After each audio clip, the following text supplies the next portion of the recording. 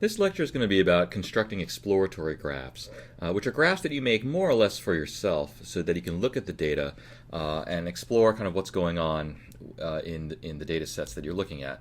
And so, I mean, the basic question that we're trying to ask here is, why do we use graphs in data analysis? And there are a couple of different goals that we want to achieve here, understanding the data properties, finding patterns in the data, basic patterns, maybe just suggest some modeling strategies. Do we want to use a linear model or a nonlinear model to debug an analysis? So maybe you started doing an analysis and you want to figure out what's going wrong.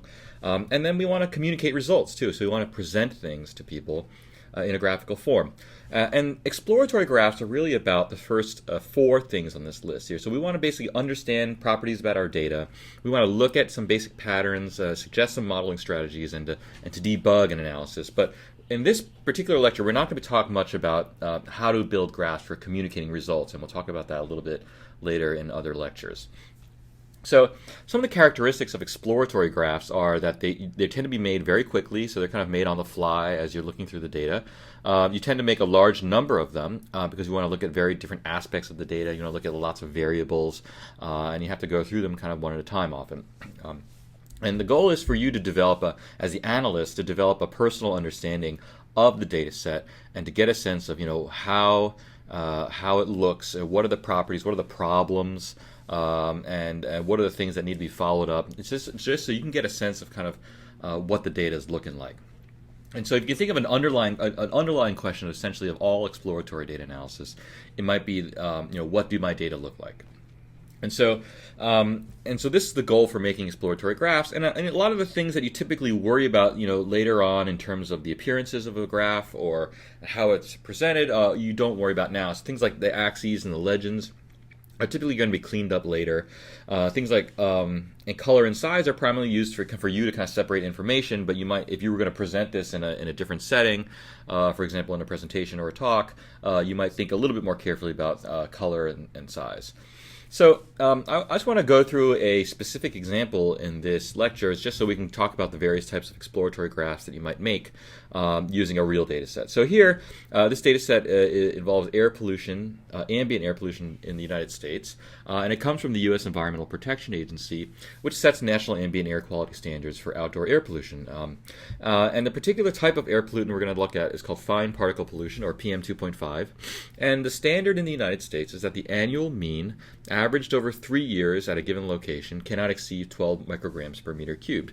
And so any state that exceeds this level of 12 micrograms per meter cubed when you take the annual mean and average it over 3 years is considered to be out of compliance with the national standards. And so there's data available on PM2.5 from the U.S. EPA's air quality system. And so I've downloaded that data and summarized it here just for the purposes of this presentation. And the basic underlying question in this exploratory analysis is just going to be, are there any counties in the United States that exceed the national standard for fine particle pollution? And so we have monitoring data from many counties in the United States where air pollution is a problem, and we want to see whether or not they exceed the 12 microgram per meter cubed standard that has recently been set. So the data here are available. You can read them in using the read.csv function, and I put the code here so you can take a look. And here are the first couple lines of this data frame. And so there is the first column is the level of PM2.5. It's the annual average. It's the annual mean averaged over the past 3 years. So actually, it's the years 2008 through 2010. And then the FIPS column, it's an identifier for the county. And then the region is just whether this county is in the east or the west. The longitude and latitude basically is the locations of the monitor in that county, the longitude and latitude coordinates for the monitor in that county. So we basically remember this. The underlying question is we want to see, do any counties exceed the standard of 12 micrograms per meter cubed? And even in an exploratory analysis where you're just kind of looking through the data and seeing if there are any problems, you still want to have kind of an underlying question that you're thinking about in the back of your mind, even if it's a little bit of a vague question at this moment, because the question that you ask will drive your thinking about what the data look like. And so something that may be a problem for one type of question may be not a problem for a different type of question. So when you look through the data, you have to have a background question kind of in mind. So we want to see if counties exceed this national ambient air quality standard.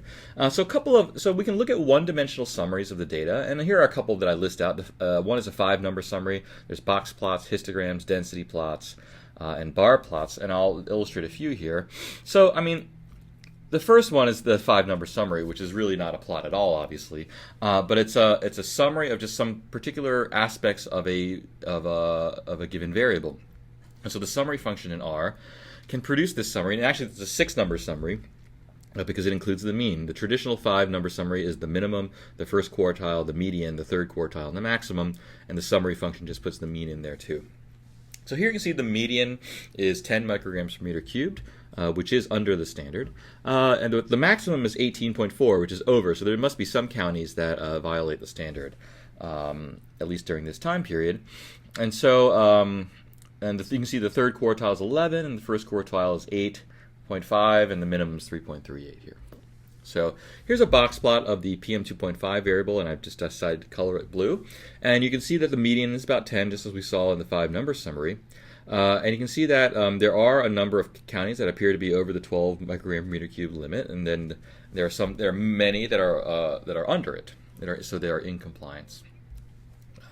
Here's a histogram of the same data, and so the nice thing about the histogram is that you get a little bit more detail about the shape of the distribution of this variable. And one nice thing that I like to do is to put a rug underneath the histogram. So the rug basically plots all of the points in your data set that are along underneath the histogram, so you can see exactly where the points are that make up the histogram. And so you get, on the one hand, you get the histogram, which is a summary, but you also get some fine detail with the rug underneath, so you can see where the outliers are and where the bulk of the data are. So you can see that the bulk of the data seem to be centered around 10 or so, but there are a couple of outliers kind of beyond 15. One thing you can do with a histogram is change the breaks, the number of, essentially the number of bars that are going into the histogram. And so you can see in the previous slide, the bars are kind of wider, so the histogram is a little bit smoother. But in this slide, I made the bars smaller by setting breaks equal to 100. And you can see that you get a little bit more of a rougher histogram. And so one of the things that you have to worry about when you set the breaks argument is that you don't want the number to be too big so that you get lots of little bars and then the histogram becomes very noisy. Of course, you don't want the number to be too small because then you just might get a few bars and you can't really see the shape of the distribution. So it's usually useful to play around with the breaks argument just to adjust the number of histogram bars there are to get the histogram that you like the best.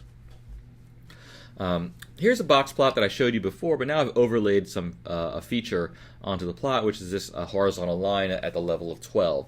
So remember, 12 is the National Ambient Air Quality Standard, and so I've overlaid the line right at 12 just to get a sense of how many, what counties are above and below the line. So you can see that the bulk of them, over 75%, are below the line because the entire blue box is below that line, and the upper end of the blue box is the 75th percentile, or the third quartile. So that's useful for pointing out specific features. You can do this on a histogram too. So here I put a vertical line at 12, so that's the black line, and then I put another vertical line, which is in magenta, at the median, just so you can summarize and see exactly where the median of the distribution is. That was easy to see in the box plot because the box plot contains the median as a feature, but the histogram does not, and so it's sometimes nice to put a vertical line in there to highlight the median. So you can see again that the median is below the standard, but there are a number of counties that are above it. A bar plot is another graphical summary for categorical data, and here I'm plotting the region variable, so you can see that how many counties there are in the east and how many there are in the west. So you can see that the majority of the counties are in the eastern part of the United States, and there are a little over 100 counties in the western part of the United States. And so that just summarizes this particular variable, which is a categorical variable.